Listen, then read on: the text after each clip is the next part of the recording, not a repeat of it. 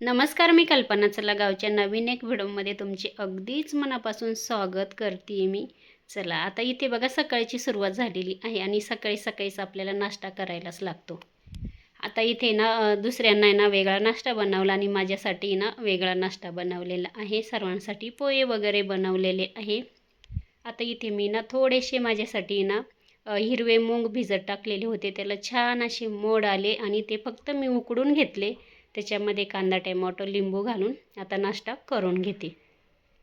गावाला खरंच छान वाटतं, फ्रेश वाटतं आणि गावचं वातावरण खूपच छान असतं. त्याच्यानंतर आहे ना आता इथे माझ्यासाठीच आहे ना शेवग्याचे शेंगा इथे उकडत टाकलेले आहे. थोडंसं मीठ घातलं. त्याच्यानंतर शेवग्याचे शेंगा पण बनवून घेतलेले आहे. त्या बाजूला शेवग्याचे शेंगा, ह्या बाजूला मेथीची भाजी बघू शकता. मेथीची भाजी पण आहे ना थोडंसं शेंगदाण्याचं कूट घालून मिक्सरला बारीक केलं, म्हणजे थोडीशी पातळ केली रश्याची आणि ज्वारीची भाकरी बनवायची. फक्त हे जेवण माझ्यासाठीच आहे. कारण काय ना मला आहे ना दुसरं जे बनवताना ते खायचं नव्हतं, म्हणून आता बरेचसे असे काही गोष्टी भाज्या वगैरे आहे ते मला खायच्या नाही, कारण का काही औषधं वगैरे चालू आहे माझी त्याच्यामुळे. शेवग्याच्या शेंगा पण मी मस्त अशी इथे बघा कांदा टोमॅटो टाकून फ्राय केल्या, मस्त छानच झालेल्या होत्या. आणि हे जेवण आहे माझ्यासाठी, शेवग्याच्या शेंगा आणि मेथीची भाजी. त्याच्यानंतर आहे ना इथे बघा आज होता गुरुवार, आणि गुरुवार असला म्हणजे माझ्या मुलीचा पण उपवास असतो. आणि माझी पुतणी आलेली आहे माहेरी, तर तिचा पण उपवास आहे बघू शकता. आणि आता चकली केलेली आहे मी उपवासाची, आणि त्याचा पण व्हिडिओ शेअर केलेला आहे. आणि त्याच्यानंतर आज आहे ना सर्वांसाठी चकली पण तळली मी, आणि तांदळाच्या पापड्या पण केलेल्या होत्या, तर त्या पण तळल्या. म्हटलं काही मुलं ते पण खातील.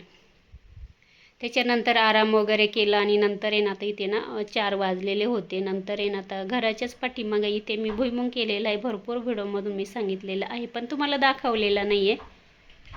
आता ते थोड्याशा आहे ना इथे बघा हे झाडं उपटून आणले. आणि हिचा पण उपवास आहे माझ्या पुतणीचा, आणि हा तिचा मुलगा आहे, ती पण आलेली आहे माहेरी, कारण का तिच्या मुलांना पण आता सुट्ट्या आहे म्हणून. 8 दिवस झाले तेव्हापासून ती आलेली, आता ती पण जाणारच आहे. त्याच्यानंतर आहे ना चला म्हटलं आपण हे थोड्याशा ओल्या शेंगा खाऊ. मला ओल्या शेंगा खायला आवडतात, आणि जास्त वाळलेले असतात ते काही एवढे आवडत नाही खायला. असं गावाला आहे ना काही असतंच बरं का शेतातलं खायला, आणि प्रत्येक वर्षी असा उन्हाळा भुईमुग आम्ही करतच असतो. चला त्याच्यानंतर आहे ना आज इथे आलेला आहे माझा सोफा सेट. कारण का मी आहे ना जवळजवळ 1.5 महिना झाला, किंवा 1.5 महिन्याच्या आधीपासून आहे ना 2 महिन्यापासून मी हा सोफा आहे ना बनवायला टाकलेला होता.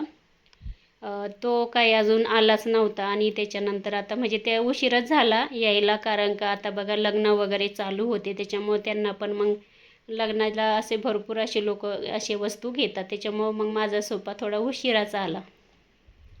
आता संपूर्ण सोफा घरामध्ये लावल्यानंतर तुम्हाला मी नंतर पुढच्या व्हिडिओमध्ये दाखवणार आहे कसा दिसतो तो. आणि इथे बघा आता हे उतरवायचं काम चालू आहे. आता हे बघा घरामध्ये आणताय, आणि हॉलमधला आहे, इथे हॉलमध्येच ठेवणार आहे, इथे बघू शकता या पद्धतीने. आणि याच्यानंतर मी पुढच्या व्हिडिओमध्ये तुम्हाला संपूर्ण दाखवणार आहे. त्याच्यानंतर आहे ना मला ना सर्वांसाठी कारल्याची भाजी पण बनवायची होती, आणि कारले होते. मी कारले काय केले, थोडेसे 2 तुकडे करून घेतले. आतमधलं कडक बी होतं ते काढून घेतलं आणि उकडून घेतले. उकडताना थोडंसं त्याच्यामध्ये ना लिंबू पिळायचं, आणि थोडंसं मीठ आणि हळद घालायचे. 5 किंवा 7 मिनटं आपल्याला कारले ना उकडून घ्यायचे, आणि नंतर ते फ्राय करायचे, म्हणजे कारलं अजिबात कडू लागत नाही. आता कारले बघा आतमध्ये ना मी ना असं सुरीने ना कोरून कोरून आतमधलं ते बी काढलं, आणि ह्या पद्धतीने बघा मस्त त्याच्यामध्ये स्टफिंग भरू राहिले.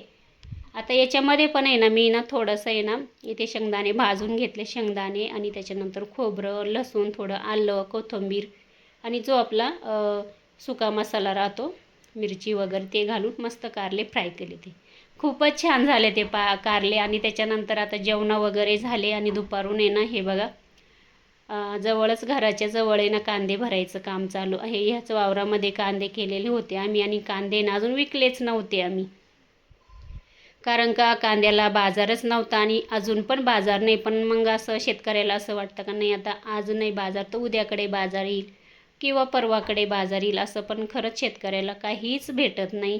आता इथे बघा चला म्हटलं नेऊन बघू आपण कांद्याचा काय बाजार असेल तो येईल, कारण का पावसाचे पण दिवस आलेले आहे. आणि आमच्याकडे कांदे ठेवायला जागा नाही, आमच्याकडे चाळी वगैरे नाही, म्हणून आम्ही असे कांदे वगैरे केल्यानंतर लगेच विकतो.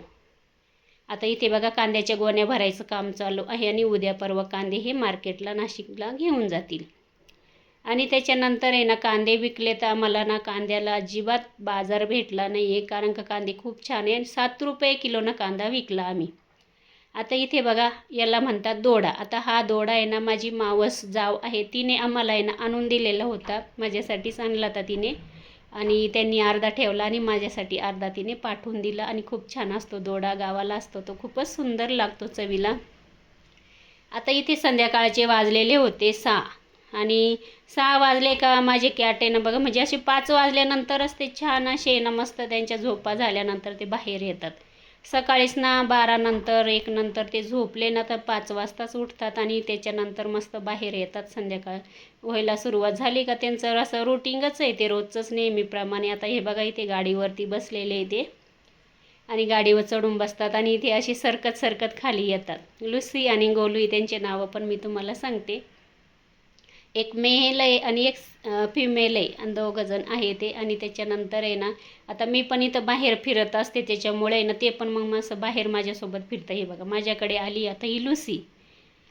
चला हा बघा गोलू येतो ना वरती चढतो, काचेवरून वरती जातो तो बरोबर आणि खाली पण येतो असा सरकत सरकत. त्यांचं असं चालू असतं आणि त्यांना पण आता गावची सवय झाली, त्याच्यामुळे ते पण कुत्र्यांना वगैरे अजिबात घाबरती नाही.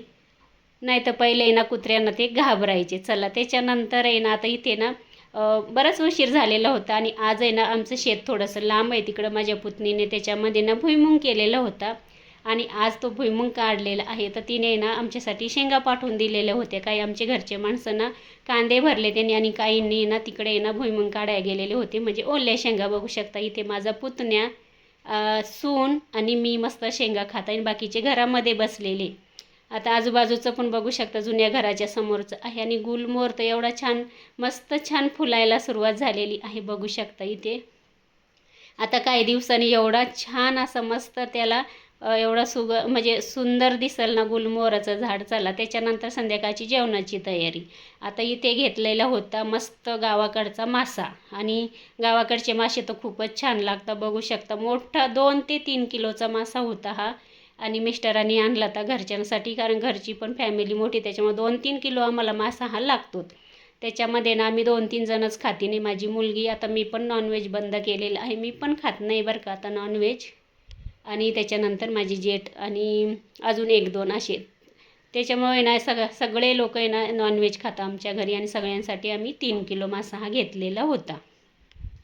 आणि त्याच्यानंतर आहे ना आता माझी जाऊ आहे ना त्या मासा वगैरे साफ करतात, तोपर्यंत आता इथे चालू आहे चपात्या. आता भात तर झालेला आहे आणि आमच्यासाठी पण वेगळी भाजी बनवायची, कारण का मी पण खात नाही नॉनव्हेज, आता बंद आहे माझं. आणि चुल्यावरती इथे चपात्या चालू आहे, बघू शकता. आणि चुल्यावरच्या चपात्या एवढ्या छान लागतात आणि छान तर लागताच, पण चव पण एवढी सुंदर असते त्याची.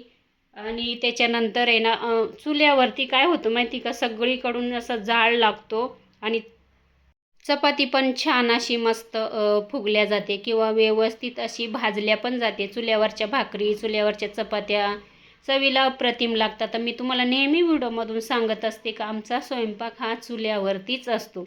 आमच्या घरामध्ये आत्ता सध्या 20 ते 25 माणसं आहे, पण आमचा सगळा स्वयंपाक चुल्यावर असतो. गॅसवरती आम्ही फक्त चहा वगैरे करतो किंवा मग असं डाळ करायची असली तर कुकर वगैरे लावतो, पण शक्यतो आम्ही स्वयंपाक हा चुल्यावरतीच करतो. आणि अगदी स्वयंपाक चालू असतानाच आमच्या घरामध्ये जेवणाला सुरुवात होत असते. आता सकाळचे तर खूपच घाई होते, सकाळी 8 वाजेपासून आमच्या घरात सुरुवात होते. चला इथेच मी आता एंड करते, बाय.